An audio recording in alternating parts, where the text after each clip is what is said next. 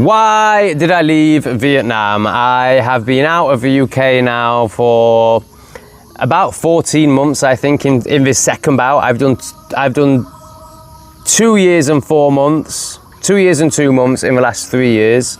But this latest attempt to escape tyranny and live in a beautiful, abundant way where there's not bioweapons trying to behead you at any minute and a tyrannical government wanted to put you in prison for just speaking. So that's been going on for 14 months now. And of those 14 months, I've spent 8 of them in Vietnam. So clearly I love Vietnam. Clearly there's loads about Vietnam that I love. So why on earth did I leave? Okay, so it was noise. It was noise. It was chaos and noise. So Vietnam is chaos and noise. Now there's a lot of beauty in that. There's, you know, right, so they're fiercely nationalist. They're fiercely in love with themselves. They're fiercely in love with their culture. And I really respect how they make noise. I really respect the karaoke. I really respect the community around it. I really respect how unashamedly Vietnamese it is, and how they're not going to change that for foreigners. And why should they? Like we've experienced in the West, when you give away your culture for other people's that can't assimilate, can't respect, and can't mix with yours, you destroy your country. And we're at the point in the West where we're going to lose our countries. Our countries are going to become Muslim, are going to be under Sharia law within 30 years. So we've totally effed it up. So there's no judgment in anything I say towards the Vietnamese way. I respect their way way more than I respect the English way. However, it's very intense for a Westerner. Living in Vietnam is extremely intense for a Westerner. Because it is such a sensory overload. It actually is more than that, it's an assault on your senses. So in Vietnam, from what I saw, obviously these are all just my assumptions, judgments, and assessments based on the evidence I received, but of course they're through my lens, so it might not be true. But from what I saw, they have no concept of or social awareness around noise, or why one would not be noisy, why one would maybe want silence, maybe why one wouldn't want to hear someone outside. There doesn't even seem to be a concept of that. So they will play very loud, what's called Vim Pop, dance, like just awful boom, boom, boom, boom, boom music across a whole village on speakers at 8 in the morning, no problem. When they karaoke, it seems like they're doing it from the ego to me. It seems like it's very attention seeking. It seems to be, because it's awful, because it doesn't sound good. Like, so now you might be able to hear Buddhists, I'm in Cambodia. You might be able to hear a Buddhist this morning, it's beautiful. But they're not doing it for the attention of others, they're doing it as a spiritual practice. There's a huge difference.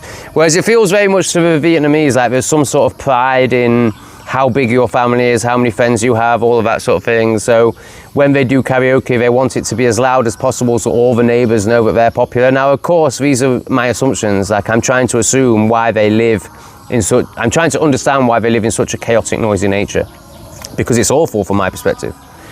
So I'm trying to rationalise that. And I can only assume it's of the ego, because it's not about creating beauty, it's not about creating beautiful music. And you know, and it's turned up to a level where you can't even hear it. Like, there's no clarity in the noise. Like, so it's low intellect. So I judge that the intellect isn't very high overall there. Of all the countries I've been to in Asia, it's not that the people are the least desirable. Like, one-on-one, they're really nice and they're really interesting and they're full of character. They're great people.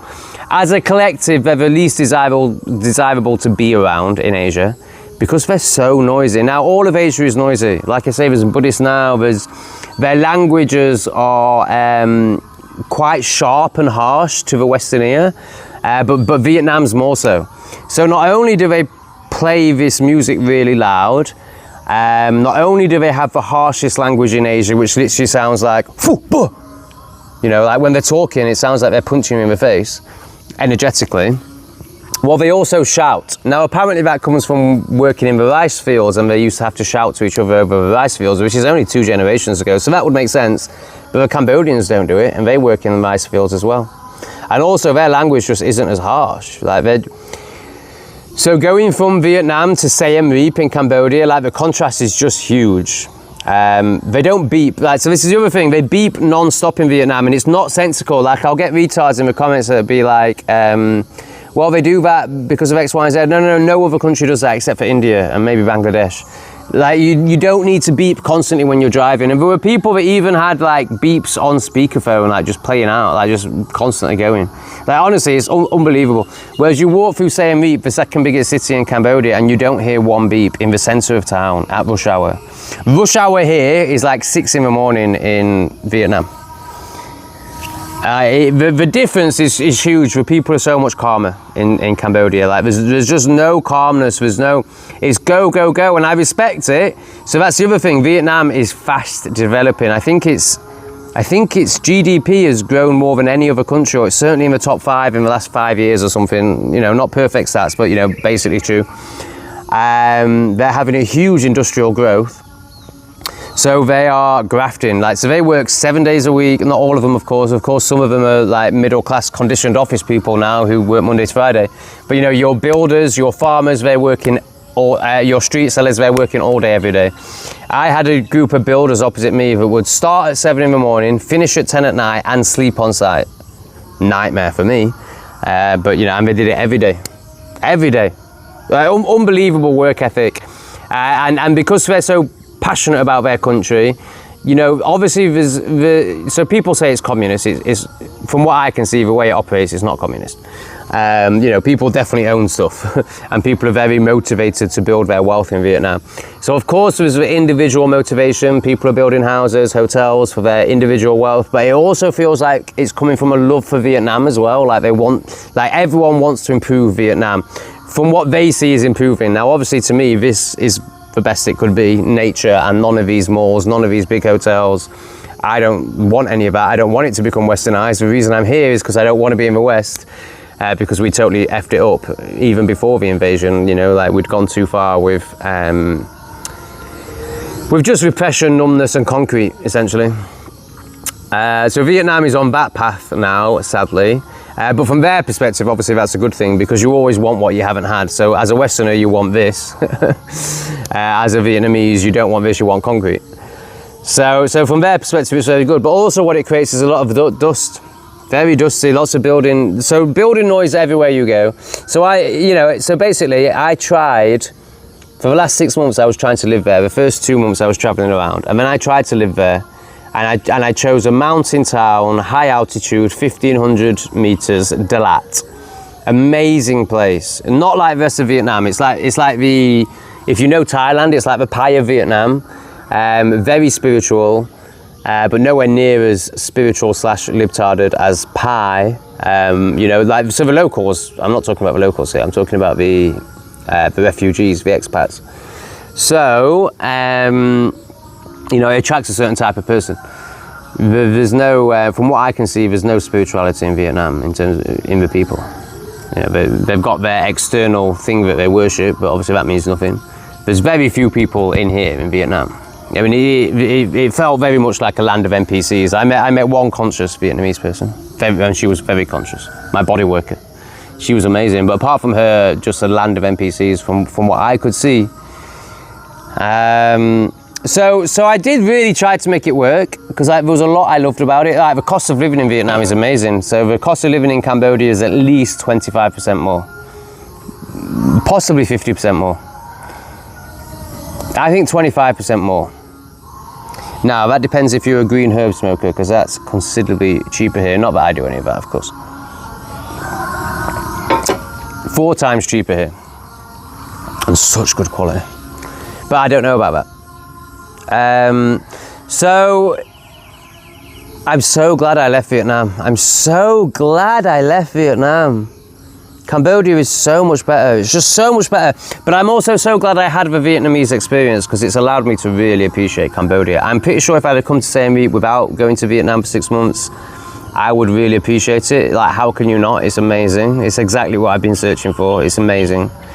It's just amazing. I can't tell you how good Siem Reap is. But that's a different video. I'm meant to be talking about Vietnam.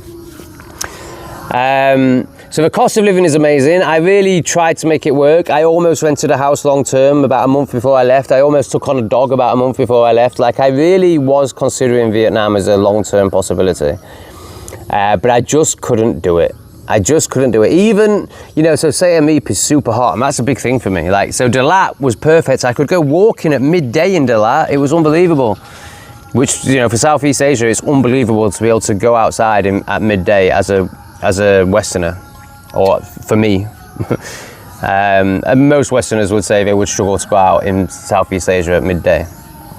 So to sacrifice Dalat, you know, so basically I chose Dalat purely on the altitude.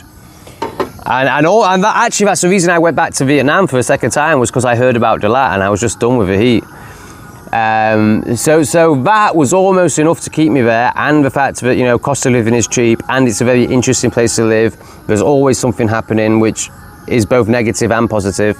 The roads are crazy. I got to a point where I pretty much understood how they worked and appreciated how they worked and preferred it to the West, because it's all about flow rather than health and safety. Stop here, do this, here's an instruction, get used to following orders. So I preferred it, but my God, it's dangerous. And I feel like if I'd have lived there for 10 years, it's inevitable I would have had a very bad accident, because it's just so dangerous, but also it's worth it to not have the repression that we have in the West. You know, live and let live. A few people will die, but you know, you're not all going to become complete zombies that only know how to respond to commands and instructions from authority, like all the zombies are in the West. So Vietnam's way better than living in the West. I could have lived there for the rest of my life, but I would not choose to. And honestly, if it wasn't for my body worker in Dalat, who I will definitely go back and work with, I don't think I'd ever go back to Vietnam. Because I've done it, I've experienced it, and I prefer Cambodia. I prefer Bali, I prefer Thailand. I don't know about, I mean, I've got a lot of trauma in Thailand. I ended up in jail and lost lots of money. I don't know, Vietnam might be better than Thailand actually, but Bali and Cambodia are definitely places I would much rather be. And Cambodia just shits all over all of them. Siem Reap is the best place I've ever been. I've travelled 50 countries. I've lived in 4 or 5 countries. And Siem Reap, Cambodia is without a doubt the best that I've experienced. I absolutely love it. So I left Vietnam essentially because of the noise and the chaos, the non-stop nature of it. There's no chill there. So my last 5 days, I did find a village called Nam Ban, just outside of Dalat, where I rented a hut in the jungle, and that was silent apart from the noises of nature, which are obviously high vibrational and beautiful unless you're Goyas Plebius. And but I couldn't have lived there. It was too basic and the internet wasn't good. So I feel like Siem Reap is the perfect mix of so what Siem Reap doesn't have is all the flashy bullshit, all the material nonsense, malls, arcades, just crap to satisfy the mind rather than feeling oneself. But it does have enough luxury, like, you know, this is where I live. It's 5-star, it's absolute luxury. I mean, look at that pool. I don't live in that block, I live in a much nicer block, so make sure you knew that. Oh, I forgot to put the key under, so this video's been a bit wonky. I really need to get a decent, oh my God. Right, my YouTube quality is about to improve greatly. I'm about to learn how to use OBS. I'm getting more serious about editing as well. But right now I am using well, this is my setup right now. That's the only phone stand I can find in Siem Reap. So this is what I mean. And a phone stand like that, which is both positive and negative. Obviously I want a better phone stand than this crap one, but also, you know, it's what comes with that. You know, if there's loads of phone stands for sale, then there's loads of people, you know, loads of dickhead YouTubers there, and loads of selfie obsessed people there. So, you know, I like the fact that Siem Reap, you know, it's a bit harder to find stuff and a bit less established, because that's why it's more chilled and more beautiful. And, you know, you can be in the centre of town in Siem Reap and not hear a thing. Well, compared to Vietnam. So, thank you, Vietnam. I love you. I learned a lot. You really helped me open my heart. You really helped me experience all my frustration and control around the external in the form of noise, so that I could meet myself deeper. And you really prepared me to come to Siem Reap and absolutely love it and honour it and fully respect it. So I really appreciate Vietnam. I really appreciate my time in Vietnam. I would recommend it to anyone as a travel or living experience. but not as a long-term one, not as a final one. No way. Unless you're very hedonistic and very noisy and very numb and don't want to feel yourself, and it's perfect. The cities are awful, in my opinion. Of course, I'm a spiritual enlightened being, so you've got to take that into account. So if you're hedonistic, you'll love Ho Chi Minh, or you'll love Hanoi. Hanoi is not too bad as cities go. I hate all cities. Hanoi is not too bad. It's got a big lake and it's got a little bit of a chilled out area. Ho Chi Minh just looks disgusting. I travelled through it a few times. It's just awful. Like, it's just major concrete, vast concrete space, flashing lights, non-stop noise, 24 hours a day. Definitely the loudest, and I think the biggest city in Vietnam. Avoid it like the plague unless you are goyous, plebeious, retardious. Alright, big love everyone, thanks for watching. Please click some buttons. I'll see you for more normal content tomorrow or in the next video. Big love.